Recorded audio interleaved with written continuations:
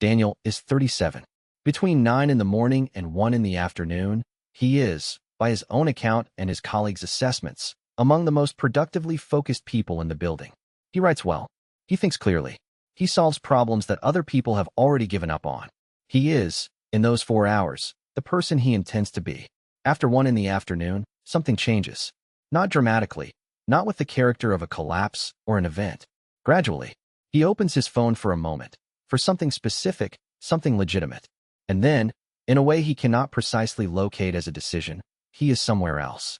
Not present, not working, moving through content on a feed with a velocity that has no natural stopping point, because the feed has no natural stopping point, because the feed was designed by people who understand, at an architectural level, exactly what keeps the thumb moving.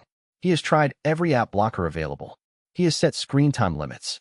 He has moved applications to the furthest folder on the last screen.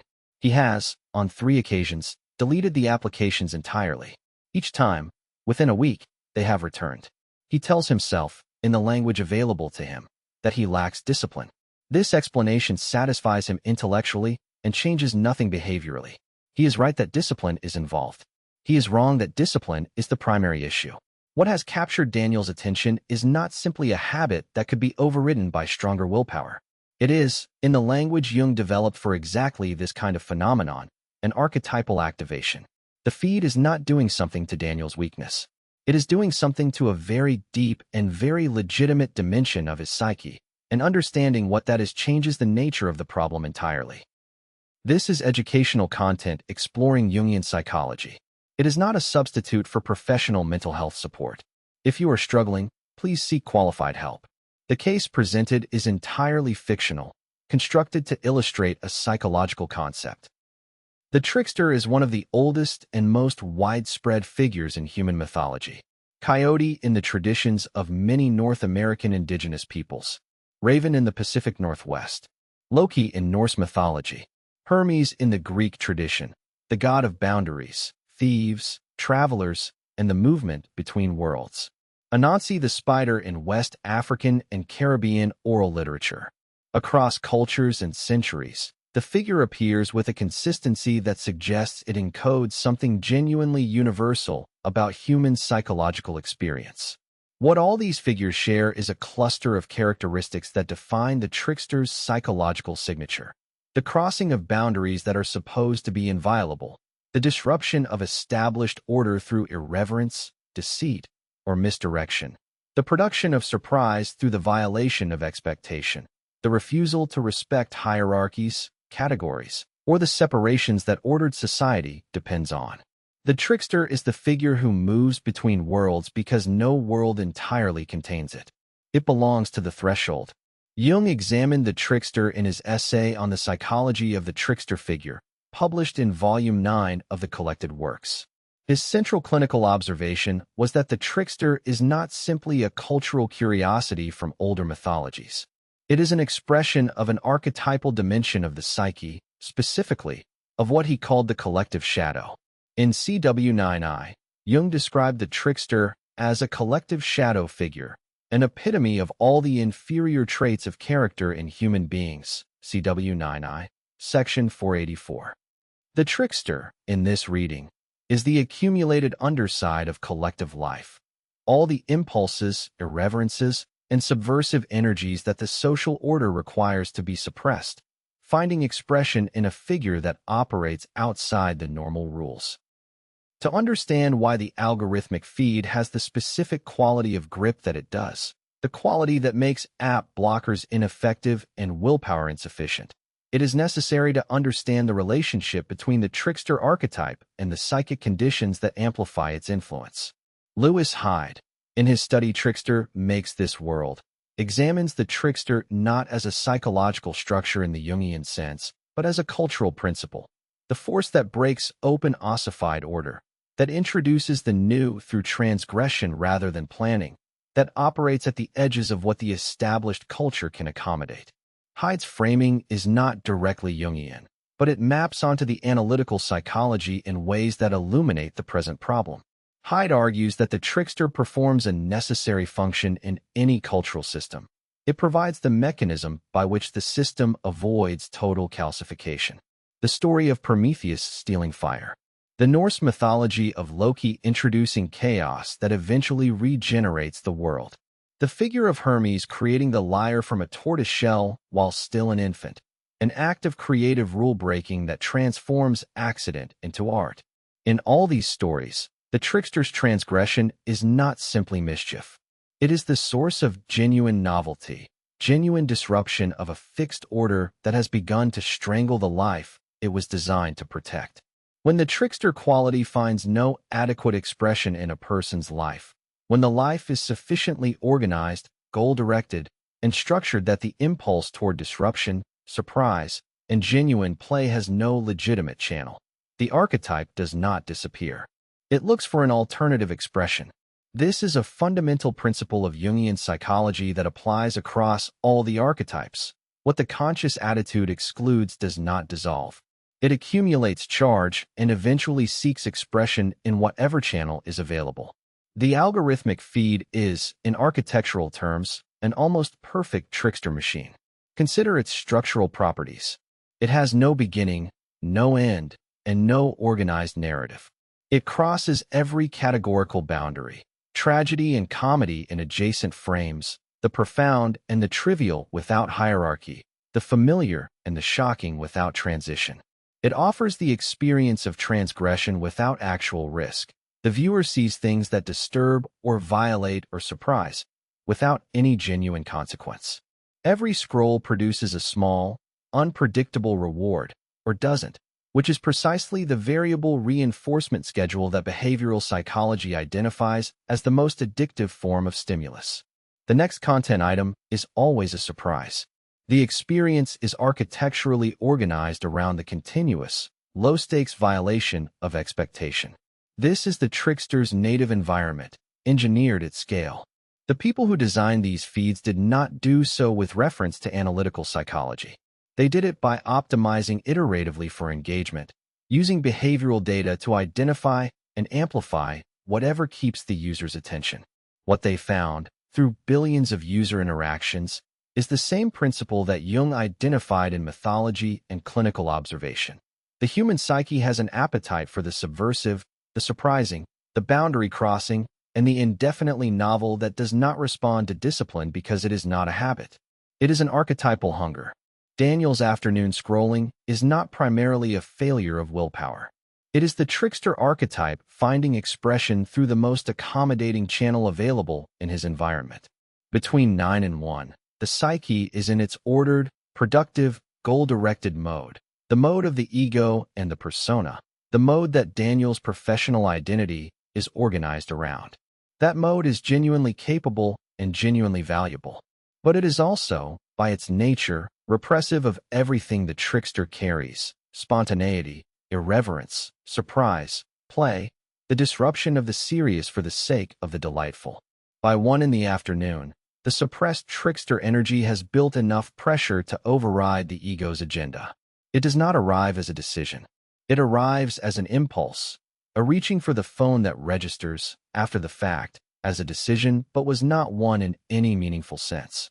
The app blockers fail because they are ego tools deployed against an archetypal force. The ego cannot outmaneuver the archetype with a productivity application.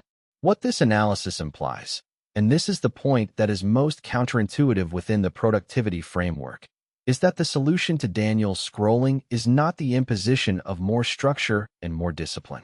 More structure and more discipline will increase the pressure in the trickster dimension without providing any channel for its release, which will produce either a more intense enantiodromic eruption later or a more creative workaround to whatever blocking mechanism is installed. The solution that the Jungian framework suggests is different. The development of a genuine relationship with the trickster dimension, a legitimate channel for the psychological needs that the scrolling is, inadequately and compulsively, attempting to meet. What are those needs? Surprise, genuine novelty, play that is not in service of productivity, laughter without a goal, the experience of transgression, small, low stakes, but real, in a life that is otherwise entirely organized around achievement and output. The trickster in the mythological tradition was the patron of art, of humor, of the creative violation of convention. When those forms of expression are present in a life, the archetype has somewhere to go. When they are absent, it goes to the feed. Return to Daniel. He is 37, exceptionally productive in the mornings, and running a version of the same compulsive pattern every afternoon despite every rational attempt to interrupt it.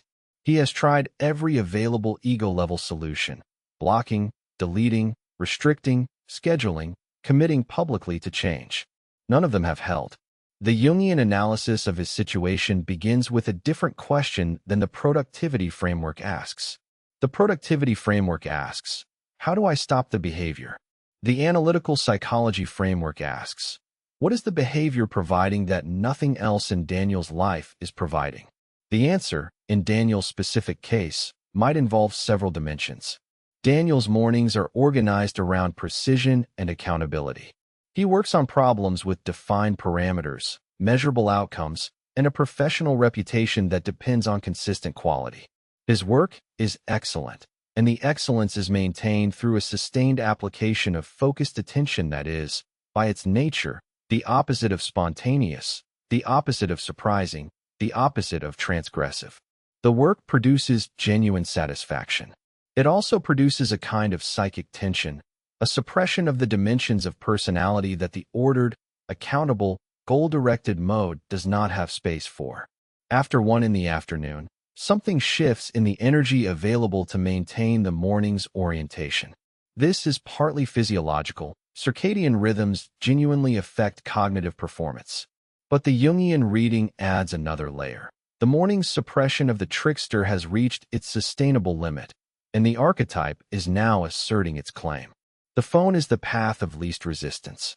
What Daniel has never done is ask what he would actually enjoy, not in the hedonic sense, but in the deeper sense of what activities produce genuine vitality rather than compulsive consumption.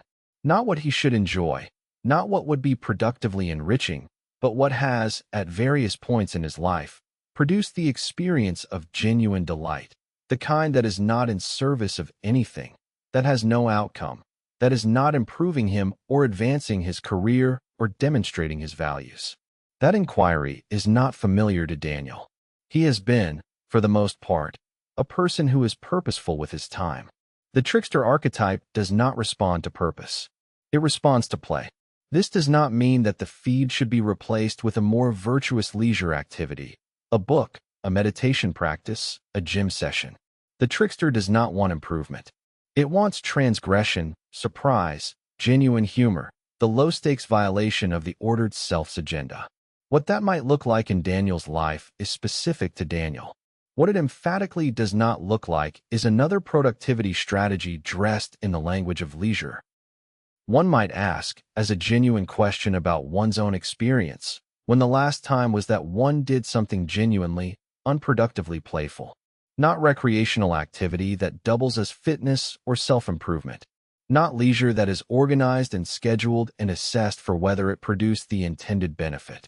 But something genuinely without outcome, irreverent, surprising, or simply delightful in a way that has no further justification. If the answer is difficult to locate, the trickster's location in the shadow is indicated.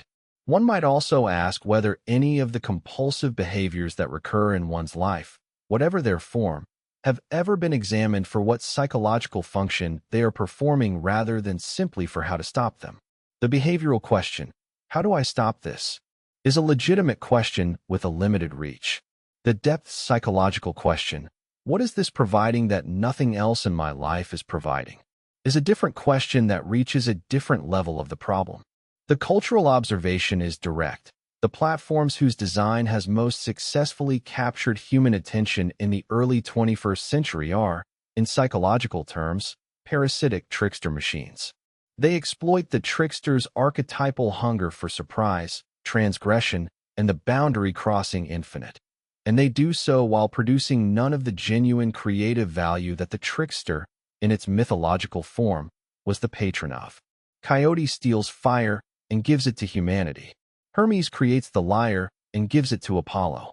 The trickster's transgression, in its genuine form, produces something that did not exist before and that the world is better for. The algorithmic feed produces only the perpetuation of engagement, more scrolling, more watching, more attention consumed without anything of lasting value being generated. This distinction between the genuine trickster's creative disruption and the parasitic simulation of it is the most important psychological observation about the attention economy that the depth psychological framework offers. The appetite the feed exploits is real. The need for surprise, disruption, and the boundary-crossing experience is genuine. The feed's exploitation of that need is sophisticated, but it does not satisfy the need. It simulates the satisfaction while perpetuating the hunger. The genuine meeting of the trickster dimension is not available on a scroll. It is available in creative work, in genuine humor, in the kinds of play that produce something rather than consume attention. Daniel's afternoon scrolling is not a character flaw.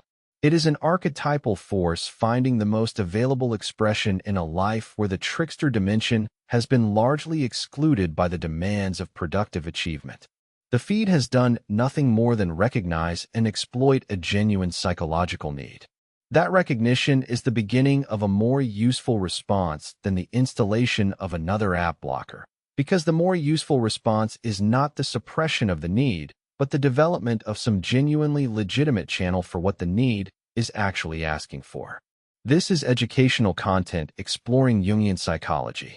It is not a substitute for professional mental health support. If you are struggling, please seek qualified help.